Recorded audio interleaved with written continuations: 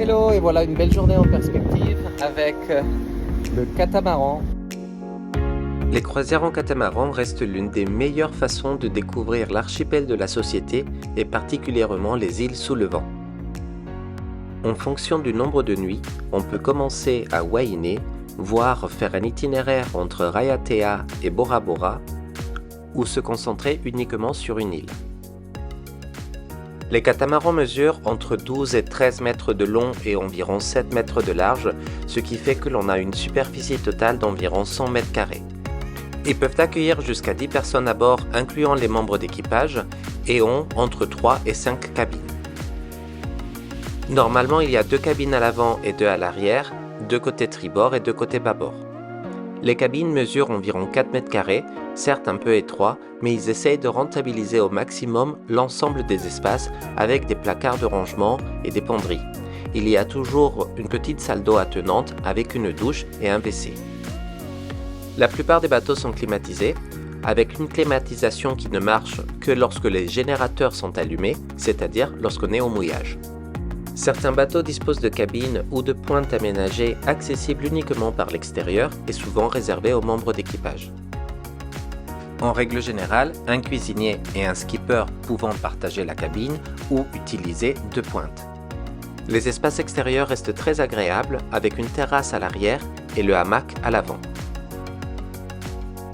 Quels sont les points forts et les points faibles d'une croisière en catamaran? Pour les avantages, je dirais tout d'abord le fait de ne pas devoir changer d'hôtel tout le temps, ce qui est beaucoup plus simple avec les bagages, et notamment si on devait prendre des vols intérieurs. Il y a ce sentiment de liberté, de pouvoir mouiller où on veut, se jeter à l'eau et profiter du cadre. Et il y a cette vue à 360 degrés, on devrait prendre les plus belles chambres des plus beaux hôtels pour avoir un tel cadre.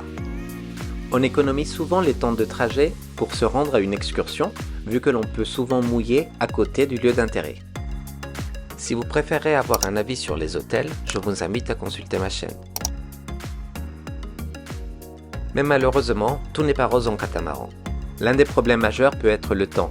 S'il fait moche, c'est pas la même expérience. Il vaut mieux ne pas avoir le mal de mer. Même si à l'intérieur du lagon ça ne bouge pas beaucoup, s'il y a la houle, on peut avoir une nuit agitée. Il y a aussi l'espace, 100 mètres carrés à 6, à 8 ou à 10, ce n'est pas la même chose et ça peut commencer à faire étroit. Un autre bémol peuvent être les odeurs d'essence qui font tourner les moteurs. Sans moteur, on n'aura pas de clim et c'est souvent le soir qu'on a tendance à les allumer. Du coup, en fonction du vent, on peut avoir des odeurs. Il ne faut pas oublier que l'on n'avance pas à la même vitesse lorsqu'on est en mer.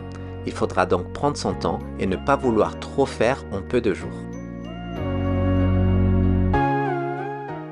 Bref, vous l'aurez compris, il y a des avantages et des inconvénients à faire une croisière en catamaran, mais pour moi ça reste une expérience inoubliable que je ne peux que vous conseiller. Surtout sur des destinations avec un aussi beau lagon.